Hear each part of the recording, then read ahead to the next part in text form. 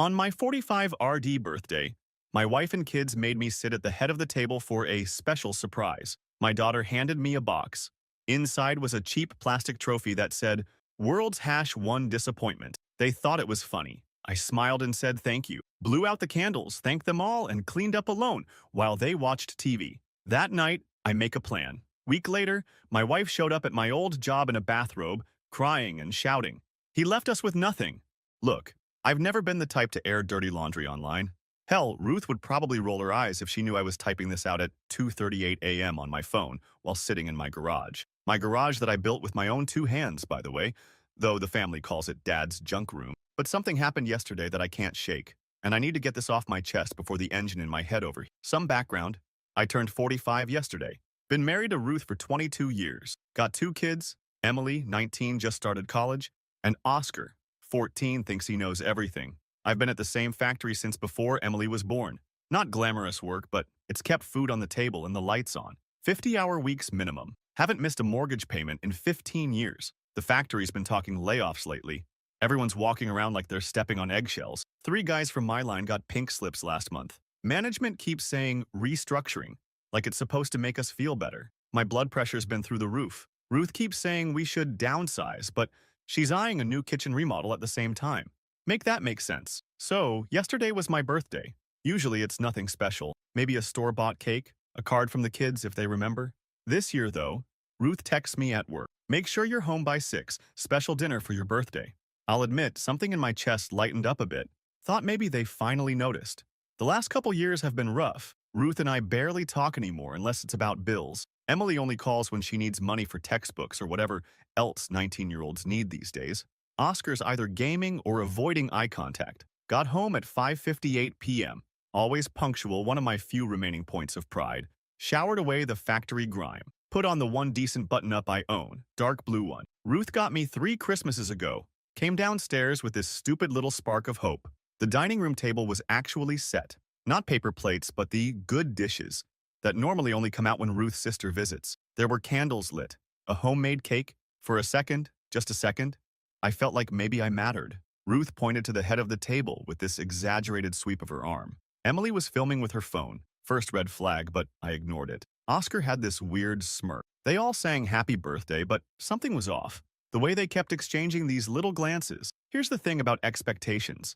They're just pre-packaged disappointments waiting to be unwrapped. After the singing, Emily hands me this wrapped box, about the size of a coffee mug. It's wrapped in this glossy blue paper with actual ribbon. I remember thinking, damn, they really went all out. I open it slowly.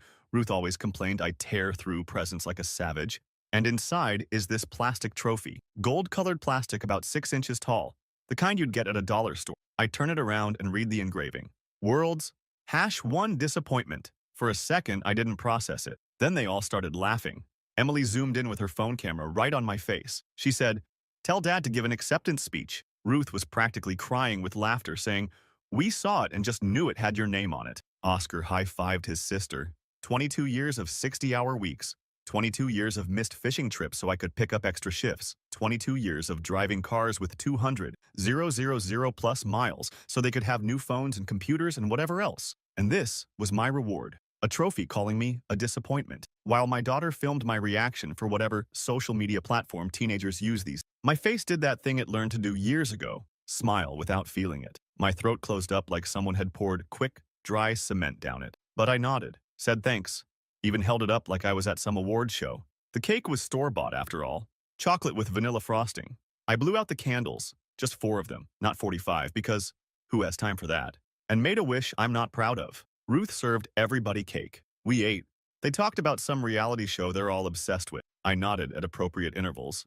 The trophy sat next to my plate, catching the candlelight, that word, disappointment, flashing every time I moved my head. When dinner was done, they all migrated to the living room. I cleared the table, washed the dishes, wrapped up the leftover cake. The whole time, I could hear them laughing from the other room. At one point, Emily said something about his face when he read it, and there was more laughter. I put the trophy on the mantle. Seemed like that's what they wanted. Then I went to the garage. Sat in my '89 Silverado that Ruth's been begging me to sell for years. Just sat there staring at the pegboard wall with all my tools hanging in their proper places. The only space in this house that's still mine. At 11:43 p.m., my phone buzzed. Notification from Instagram. Emily had tagged me in a post. I don't really use Instagram much, but I have an account to keep tabs on the kids. It was a video. My reaction to the trophy. She'd added some song in the background, something with lyrics about losers or failures, I don't know. The caption read, Dad's big moment. Hash dad fails. Hash disappointment trophy. Hash birthday. Fail 812 likes already. I turned my phone off, turned it back on, checked our bank accounts. The joint checking had $4,387.21. Savings had $11,244.65. Ruth's emergency fund that I'm not supposed to touch but still fund has around $5K. I've spent most of tonight making a list. Things I own outright, accounts only in my name. People who might still respect me, places I could start over. What I'm legally obligated to provide versus what I've been providing. It's now 3:29 a.m. I've been sitting here drafting emails to myself, making calls I'll make tomorrow, planning each step. A man can only be a disappointment if he continues to seek approval from those who've decided to withhold it. I've been trying to fill a bucket with a hole in the bottom for too many years. Tomorrow, I'm calling in sick. First time in 3 years. While everyone's out of the house, I'm going to start putting things in motion. I've been their ATM, their handyman, their emotional punching bag for too long. That cheap plastic trophy was the clearest message they've ever sent me. You don't matter here. Message received. That's all for now. Vernon out. Update 1. Update. Thanks for all the support on my last post. Currently writing this from my new place. We'll answer questions at the end. First off, to the Redditor who DM'd me saying I should just man up and communicate better. My friend, you don't put out an engine fire with a water pistol. Some things are beyond repair. 22 years of trying to talk it out has gotten me exactly where I am, holding a plastic trophy that says I'm a disappointment. So here's how the week after my birthday went down. Buckle up. That morning after my birthday, Tuesday at 6:15 a.m., I called in sick for the first time in forever. Shift manager actually asked if I was dying. Dark humor, but felt about right. I waited until 8:37 a.m. when Ruth left to go shopping with her sister. Emily was at college and Oscar caught the bus to school. Then I began Operation Get My Life Back. Look, I'm a methodical guy. My toolbox has foam cutouts for each wrench. Everything has its place. So I approached this the same way I'd rebuild a transmission. Identify the problem, gather the right tools, take it apart piece by piece, and rebuild something that actually works. First stop, our home office. Ruth keeps the filing cabinet organized her way, which means I spent 45 minutes digging through folders labeled helpful things like important and stuff. What I found turned my slow burn into a 5-alarm fire. The 3 credit card statements I'd never seen before. A combined balance of $34,622 and change minimum monthly payments that explained why our joint account always seemed lighter than it should be. Purchases from places I've never even heard of. A separate cell phone bill for a number I didn't recognize. Pro tip: if you're going to hide financial infidelity from your spouse, maybe don't leave the statements in a folder marked "My Stuff Don't Touch" in bright red Sharpie. I photographed everything. Didn't take anything, just documented. Then I drove to my bank. Not the branch where Ruth and I usually go, but one across town. The personal banker looked concerned when I explained I needed to open a separate account. She asked if everything was okay at home. I just said, sometimes the check engine light comes on for a reason. You can ignore it for a while, but eventually something's gonna blow. By noon, I had a new checking account, in my name only. A change of direct deposit form for my upcoming paycheck. The name of a financial advisor the banker recommended next stop was the grocery. Bought one of those prepaid phones. Nothing fancy, just basic calling and texting. Paid cash. Activated it in the parking lot. Around 2 p.m., I called Jake, a buddy from my old neighborhood who manages maintenance at an apartment complex. Asked if he had any units available. He did. A 1-bedroom place. Nothing special, but clean. I could move in immediately if I paid first and last month's rent up front.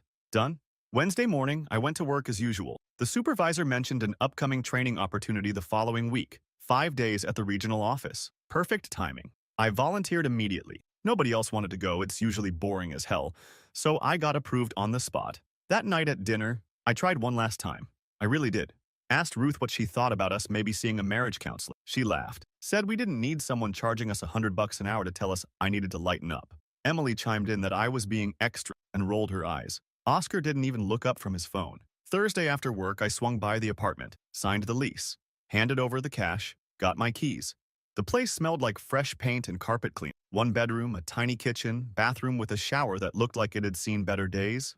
But it was mine. All mine. No one to call it a disappointment. Jake helped me carry in a second-hand mattress he had in storage. Real friends don't ask questions when you show up needing a place to sleep.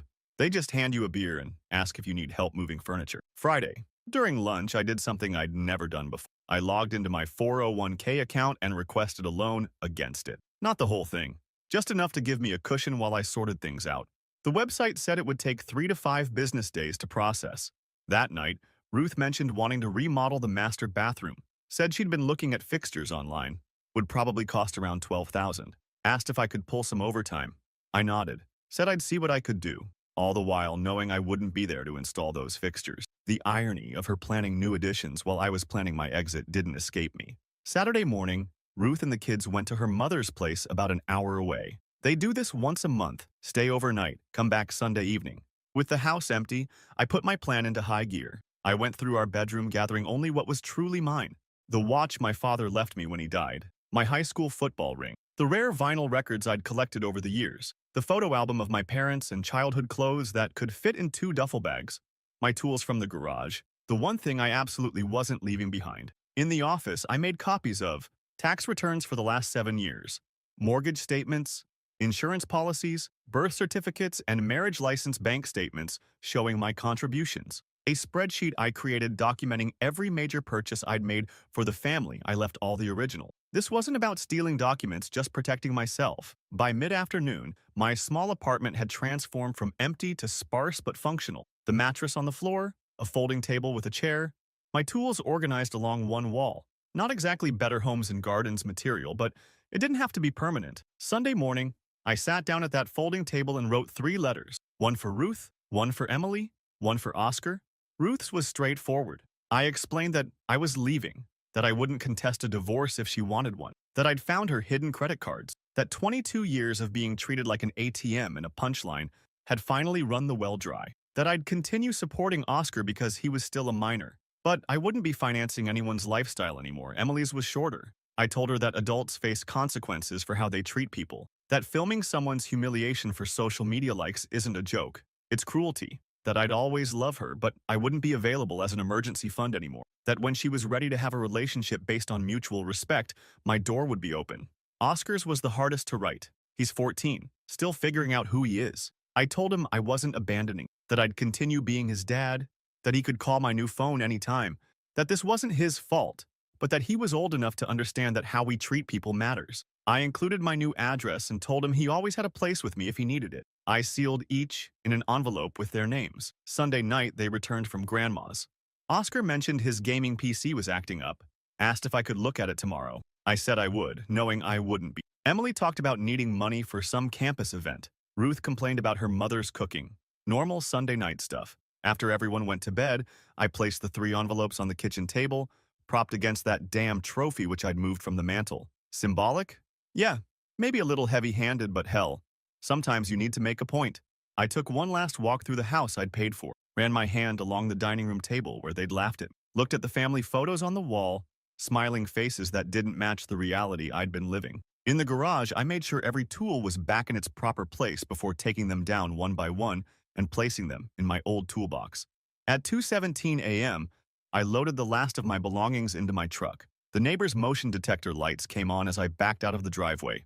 For a split second, I thought about all the Sunday afternoons I'd spent helping that same neighbor install those lights, fix his lawnmower, jumpstart his car in winter. Funny how life works. Monday morning, I drove straight to the office where my training was supposed to be held, called my supervisor, told him I wouldn't be at training after all. In fact, I wouldn't be coming back at all. He sounded shocked, asked if everything was okay.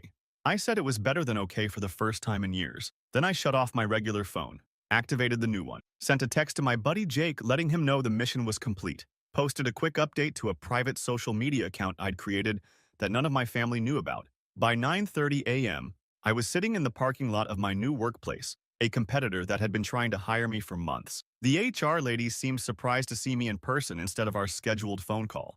I explained that circumstances had changed. She smiled, said they could fast-track my paperwork. Around noon, I got a call from a coworker at my old job. Ruth had shown up looking for me. She was wearing a bathrobe, crying, screaming that I'd left them with nothing. Security had to escort her out. Nothing, huh? Interesting choice of words from someone sitting on a house with 15 years of equity. 2 cars paid off by me, and plenty of those credit cards she thought I didn't know about.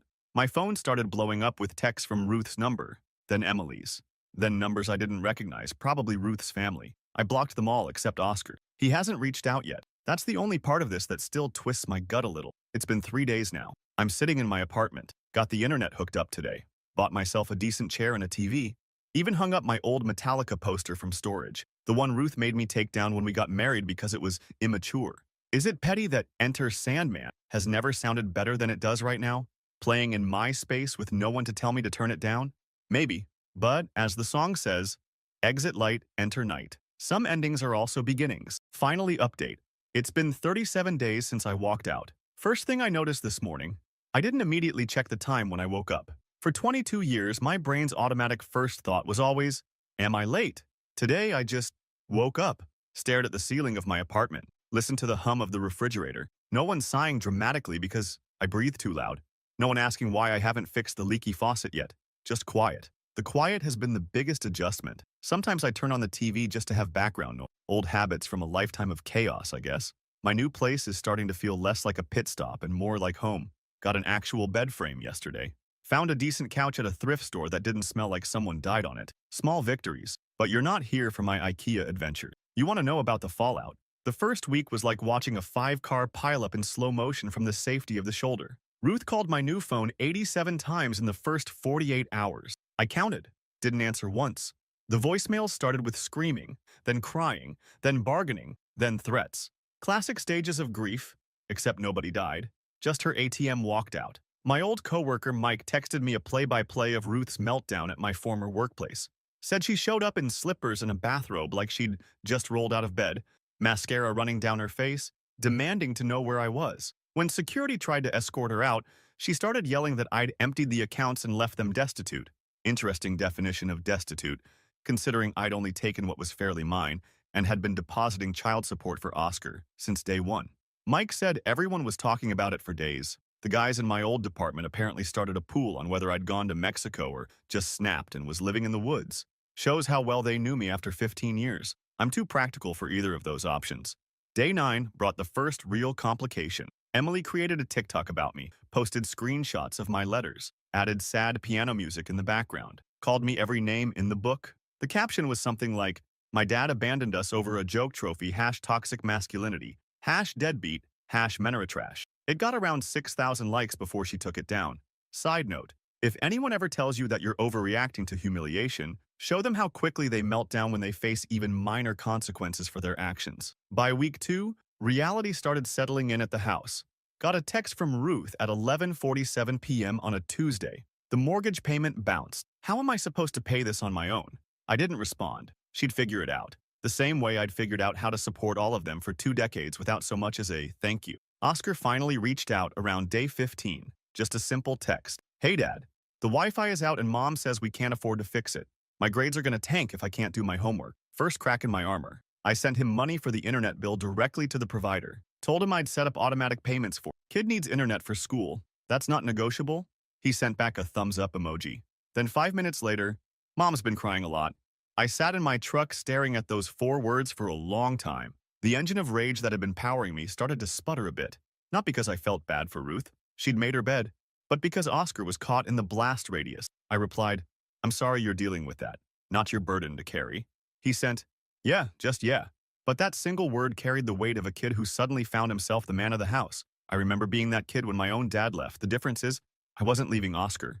I was just refusing to be his mother's doormat anymore. Week 3 brought the first certified letter. Divorce papers. Ruth was filing on grounds of abandonment. I called the attorney I'd consulted earlier and faxed everything over. He didn't seem concerned. Said my documentation of financial contributions and the fact that I was still supporting Oscar would work in my favor. That same week, I ran into our neighbor Tom at the hardware store. Awkward doesn't begin to describe it. He shuffled his feet like he'd stepped in gum, then finally asked if the rumors were true. Had I really cleaned out the accounts and left Ruth and the kids homeless? I gave him the Reader's Digest version. His face went from suspicious to understanding in about 30 seconds. Then he dropped the bomb. Emily had dropped out of college and moved back home. Ruth was trying to sell a bunch of her designer purses and shoes online. The lawn hadn't been mowed in weeks. The schadenfreude I expected to feel didn't come. Instead, there was this hollow feeling, Like winning a race, nobody should have been running in the first place. Day 23, my attorney called. Ruth wanted to settle. Her attorney had advised her that fighting would be costly, and her claims of financial abandonment wouldn't hold much water given the evidence I had. They wanted to meet to discuss terms. I agreed to meet at a coffee shop near my new job. Neutral territory. Set it for Saturday at 10 a.m. Ruth showed up 20 minutes late. She looked different. No makeup, hair pulled back in a messy ponytail, wearing jeans and a plain sweater instead of her usual carefully coordinated outfits. The designer handbag was gone, replaced with a canvas tote. She didn't make eye contact at first. She picked at her fingernails the way she does when she's nervous. She ordered the cheapest thing on the menu. She didn't mention the trophy once. The conversation was surprisingly civil, clinical almost. She outlined what she wanted from the divorce. I countered with what I thought was fair. We haggled, like we were at a flea market over the life we'd built together. Then she said something that caught me off guard. Emily's trophy video had been her idea, not our daughter's. The coffee turned to acid in my stomach. 22 years together and she'd orchestrated my public humiliation as a birthday gift. Planned it, filmed it, posted it, all while knowing exactly what it would do to me. I asked why. She looked at her coffee cup for a long time before answering. Said she'd been angry for years, felt trapped in a life she never really wanted, resented me for working so much, even though my work kept the lights on. Said the trophy was her way of finally expressing how she felt. When I pointed out she could have just talked to me, she laughed. Actually laughed. Said she'd tried, but I never listened. Revisionist history at its finest. Her version of talking had always been sarcastic comments and eye rolls, never actual conversation. We wrapped up the meeting with a tentative agreement. I'd keep my 401k and truck. She'd keep the house but refinance to remove my name. We'd split the remaining assets. I'd continue supporting Oscar directly. As I stood to leave, she asked if this was really what I wanted. If I was really happier living alone in some cheap apartment than with my family. I told her the truth. The disappointment trophy wasn't a joke to me. It was a receipt, a confirmation of what I'd suspected for years, that my sacrifices meant nothing to them, that I was nothing more than a walking wallet. And yes, my cheap apartment without the constant disdain was paradise compared to a house full of people who thought my humiliation was entertainment. She didn't respond, just nodded and left. Day 30 brought another unexpected development. Oscar asked if he could come over, said he wanted to see my new place. I agreed instantly. When he showed up, he had a backpack and a duffel bag. My heart sank. Was Ruth kicking him out now? Was he running away? Turns out he just wanted to spend the weekend. Ruth had agreed to it, surprisingly. He looked around my sparse apartment, nodded approvingly at my tool wall, then flopped onto the couch like he'd been there 1,000 times. That night, we ordered pizza and watched stupid YouTube videos. He showed me his latest gaming achievement. I showed him how I'd organized my new workspace. Normal father-son stuff, except nothing about this was normal. Before bed, he asked the question I'd been dreading. Was I ever coming home? I told him the truth. That home wasn't a place, it was a feeling. And I hadn't felt at home in that house for years. That I'd always be his dad, but I couldn't be Ruth's husband anymore. He nodded, said he got it. Then he pulled something out of his backpack and handed it to me. It was the trophy. That damn plastic trophy that had broken the camel's back. He said Emily had taken it down from the mantel after I left, had thrown it against the wall. It was slightly cracked now, but still intact. He'd rescued it from the trash, though he wasn't sure why. I turned it over in my hands. Such a small, cheap thing to end 22 years of marriage. But it wasn't about the trophy. It never had been. It was about what it represented. I thanked him for bringing it. Put it on my bookshelf. A reminder. The next morning, Ruth called while Oscar was still asleep. She was surprisingly calm. Asked how he was doing, if he needed anything. Then she said something I never expected to hear. She'd started therapy. Said the therapist had asked her to make a list of all the ways she'd contributed to the breakdown of our marriage. Said the list was longer than she'd expected. Said she wasn't asking me to come back. She knew that ship had sailed, but she wanted me to know she was trying to understand why everything fell apart. I didn't know what to say to that, so I just said okay, and promised to drop Oscar off by dinner time. That brings us to today, day 37. The divorce papers are moving forward. I'm settling into my new routine. Work is going well. Turns out when you're not constantly stressed about being a disappointment, you actually do better at your job. My apartment is starting to feel like mine. Emily still hasn't spoken to me directly. Ruth texts occasionally about Oscar or divorce logistics. Nothing more. Oscar comes over every other weekend now. We're working on rebuilding a car together. A 67 Mustang that's more rust than car at this point. It gives us something to focus on besides the elephant in the room. Yesterday, he asked if we could try to fix the passenger side door handle. Said maybe his sister might want to go for a ride someday when the car is run. First time he's mentioned any possibility of Emily and me reconnecting. Small steps. The trophy sits on my shelf. Sometimes I look at it and still feel that flash of anger, but mostly, it reminds me that I had the courage to finally rebuild my own engine when it was running on fumes. Is this a happy ending? I don't know, but it's an honest one. Sometimes you have to blow up your life to remember what actually matters.